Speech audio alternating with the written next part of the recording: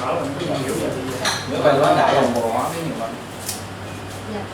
Từ từ nha, để kiểm tra xem nó làm được 3D video này. Anh xem được chưa? Chỉnh lại cái tắt cái đồng hồ. Không phải, có thể trong này nó không để chế độ 3D VGA này, anh coi được này. Video đúng rồi. Đồng bộ đó đúng rồi. Rồi đúng rồi, Mở đi, đi.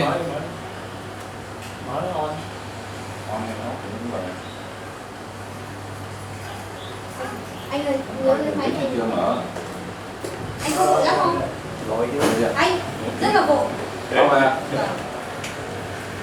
Nếu không thì anh cho anh coi 3D nguyên buổi luôn á. Cái này nó nới được không anh chụp không? Nói gì? Nói luôn máy